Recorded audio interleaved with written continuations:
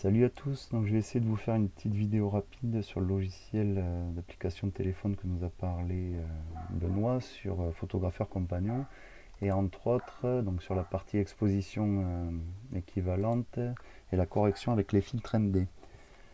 Donc la première partie dans l'exposition équivalente, vous avez exposition d'origine, ça va être votre mesure que vous allez faire sans le filtre, c'est-à-dire que je prends ma scène.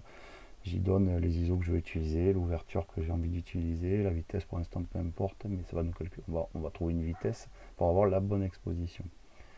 Là entre autres, on va regarder ça, on va prendre l'ISO 200, ouverture de 8, vitesse 1/125e.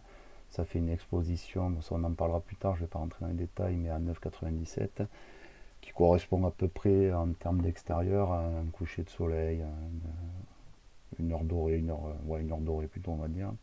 Enfin, en tout cas une luminosité qui n'est pas si importante que ça. Et dans l'exposition équivalente, l'important c'est d'avoir mis l'ouverture de 8 et on va vouloir conserver cette ouverture de 8 pour X raisons, ou profondeur de champ, ou tout ce qu'on aura besoin pour cette ouverture.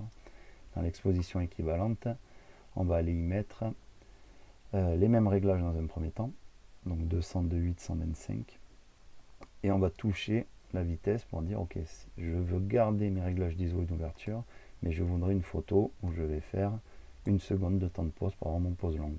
Et il va nous dire, pour les mêmes réglages, il va falloir un ND 128, soit 7 stops. 7 stops, pour vous expliquer ce que c'était, 125, je me mets ici, tout simplement. Là, je suis donc par palier de 1 IL, un EV, un diaph, un stop.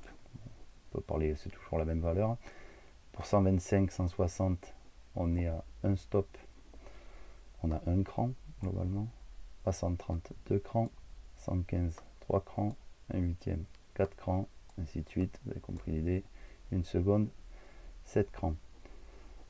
Voilà pour l'équivalence du filtre ND. La réalité, c'est qu'on n'a pas tous les filtres ND en poche. Donc, en fait, ce qu'on va faire, c'est plutôt lui dire on va fixer le filtre ND. Moi, je veux un ND1000 par exemple, 10 stops. Voilà. J'ai un ND1000, je veux faire cette photo avec un ND1000.